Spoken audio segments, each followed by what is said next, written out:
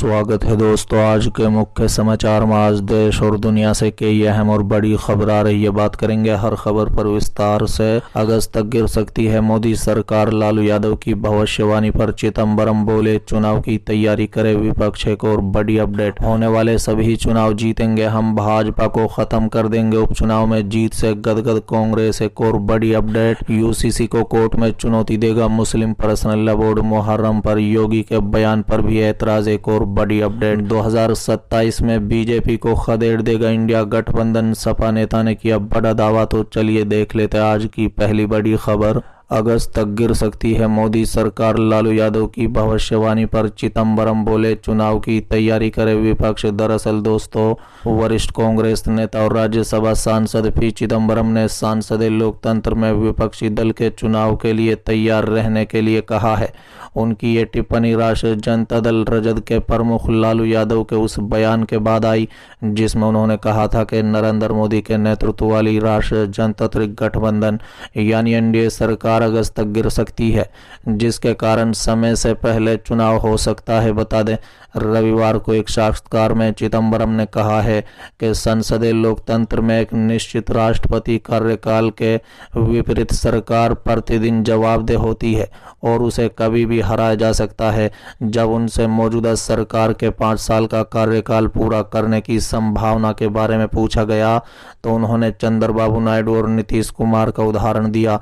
दोनों नेता जिनकी पार्टियां तेलुगु देशम पार्टी यानी टीडीपी और जनता दल यूनाइटेड यानी आंध्र प्रदेश और बिहार में किंग मेकर के रूप में उभरी, एनडीए ब्लॉक के गठन में महत्वपूर्ण थी। साथ ही चिदंबरम ने नागरिकता संशोधन अधिनियम यानी सीए पर कांग्रेस पार्टी के रुख को भी संबोधित किया, जो अफगानिस्तान, बांग्लादेश और पाकिस्तान से सताए गए गैर मुस्लिम प्रवासियों को भारतीय नागरिकता प्रदान करता है। उन्होंने कहा है कांग्रेस और इंडिया ब्लॉक सीए को विरोध में है। हाल ही में राहुल गांधी के मणिपुर दौरे पर चिदंबरम ने प्रभावित व्यक्तियों से मिलकर और संसद में उनकी चिंताओं को उठाकर विपक्ष के नेता की भूमिका निभाने के लिए उनकी प्रशंसा की। चलिए अगली खबर, होने वाले सभी चुनाव जीतेंगे हम, भाजपा को खत्म कर देंगे, उपचुनाव में जीत से गदगद कांग्रेस। दरअसल दोस्तों, 7 राज्यों में हाल ही में हुए विधानसभा उपचुनाव में महत्वपूर्ण जीत के बाद उत्तर प्रदेश कांग्रेस अध्यक्ष अजय राय ने शनिवार को घोषणा की कि भविष्य के सभी चुनाव में इंडिया ब्लॉक की जीत होगी और उन्हें भाजपा को पतन दिखाई दे रहा है। बता दें, 7 राज्यों में हुए उपचुनाव में इंडिया ब्लॉक ने 13 में से 10 सीटें हासिल की, जो भाजपा के लिए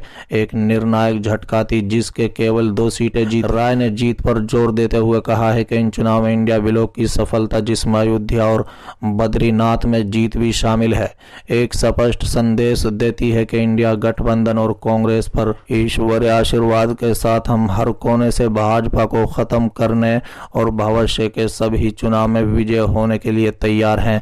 राय ने भाजपा द्वारा 25 जून को संविधान हत्या दिवस के रूप में मनाने के हालिया फैसले की भी आलोचना की और पार्टी पर जनता को गुमराह करने का आरोप लगाया।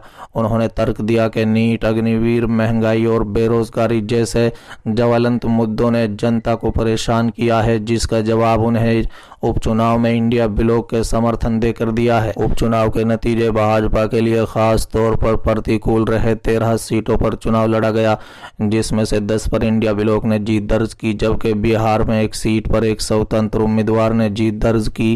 कांग्रेस ने उल्लेखनीय बढ़त हासिल की। हिमाचल प्रदेश में 3 में से 2 सीटें जीती और उत्तराखंड में 2 सीटें जीती।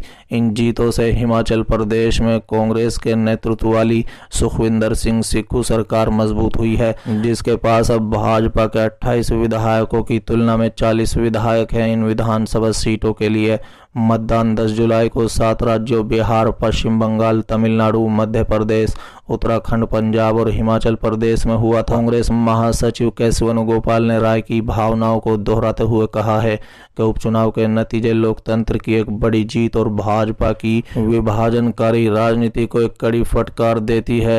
वेणुगोपाल ने कहा है कि उपचुनाव के नतीजे लोकतंत्र की स्पष्ट पुष्टि और भाजपा की जनविरोधी, युवा विरोधी नीतियों की एक महत्वपूर्ण स्वीकृति है। हमें से 10 सीटें जीतकर इंडिया गठबंधन का प्रभावशाली प्रदर्शन भाजपा के दृष्टिकोण से जनता को असंतोष को रेखांकित करता है। चलिए अगली खबर, यूसीसी को कोर्ट में चुनौती देगा मुस्लिम पर्सनल लॉ बोर्ड मुहर्रम पर योगी के बयान पर भी एतराज। दरअसल दोस्तों, सामान्य नागरिक संहिता पर all India Muslim personal law board के सदस्य कमाल फारूकी ने तीखी प्रतिक्रिया दी है। उनका कहना है कि हमें यूसीसी किसी भी हाल में स्वीकार नहीं है और वो इस कानून को कोर्ट में चुनौती देंगे। कमाल फारूकी ने कहा है कि यूनिफॉर्म सिविल कोड संविधान का हिस्सा नहीं है, इसलिए ये हमें स्वीकार नहीं है। संविधान हमें अपने धर्म के अनुसार करने की पूरी आज़ादी देता है। हिंदू, मुस्लिम, सिख, ईसाई वगैरह अपने धर्म का पालन कर सकते हैं। उन्होंने कहा है कि हमें संविधान से पर्सनल लॉ मिला है। जो हमारे कुरान मजीद ने बताया है उसमें हम किसी प्रकार का हस्तक्षेप नहीं चाहते। इसके खिलाफ बने कानून को हम चुनौती देंगे। उन्होंने तलाक के बाद मुस्लिम महिलाओं को गुजारा भत्ता देने के कोर्ट के फैसले पर कहा कि इसके लिए रविवार को हमारी वर्किंग कमेटी की बैठक हुई है। इसमें चर्चा हुई है कि सुप्रीम कोर्ट में इस फैसले पर किस तरह से प्रतिक्रिया दी जाएगी। फारूकी ने योगी के मुहर्रम के संबंध में दिए गए बयान पर कहा है कि अगर मुहर्रम नहीं होगा तो रामलीला, गुरु नानक जयंती वगैरह भी बंद होने चाहिए। सड़क पर कोई भी धार्मिक कार्यक्रम नहीं होना चाहिए। रामलीला के भी बंद कर देना चाहिए। सबके लिए अलग अलग नियम नहीं हो सकते हैं। इस देश में हिंदू, मुस्लिम, ईसाई सब समान हैं।